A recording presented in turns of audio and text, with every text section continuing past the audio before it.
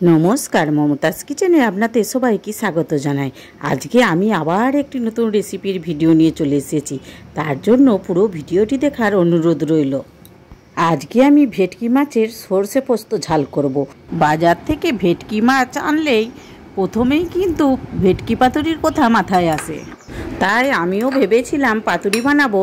মেয়েরা বলল, মা আজকে তুমি অন্য ধরনের কিছু রান্না করো।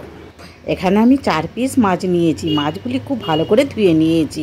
মাছের মধ্যে লবণ, হলুদ আর একটু লেবু মাখিয়ে নেব। লেবু মাখালে কি বলুন তো, মাছটা বেশ গোটা গোটাই থাকবে আর মাছের স্বাদটাও কিন্তু খুব ভালো লাগে।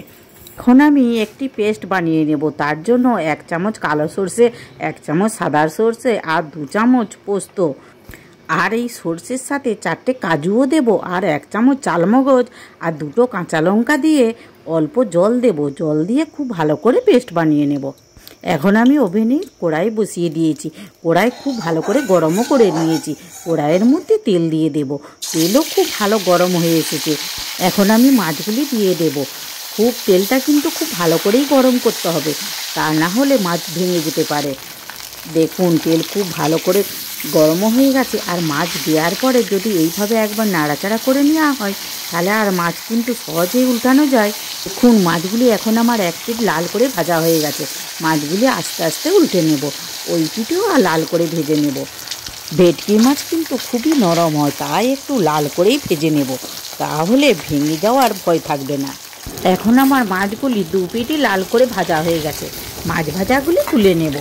এখন আমি মাছ ভাজার তেলের মধ্যেই কয়েকটি কাঁচা লঙ্কা আর 1 চামচ কালো জিরে দিয়ে দেব।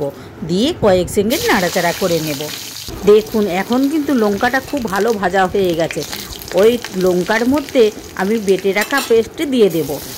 প্রথমে যখন রান্না করছিলাম আমার তো খুবই টেনশন হচ্ছিল, কে জানে প্রথম রান্না করছি কেমন হবে। কিন্তু আমার মেয়েরা খেয়ে বলেছে, মা এত সুন্দর হয়েছে, তোমাকে পাতুরি করার দরকার নেই, তুমি এইভাবেই বানাবে।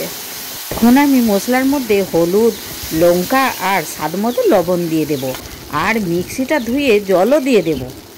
মশলাটা কিন্তু খুব ভালো করে ফুটিয়ে নিতে হবে।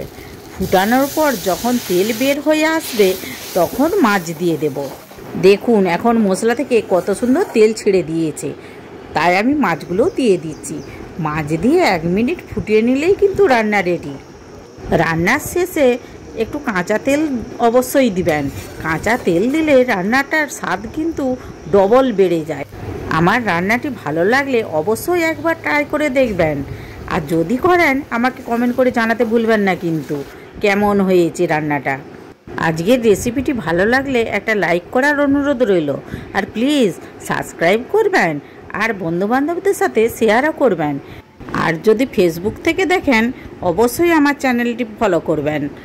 আবার দেখা হবে নতুন কিছু রেসিপির ভিডিও নিয়ে। আপনারা ভালো থাকবেন। ধন্যবাদ।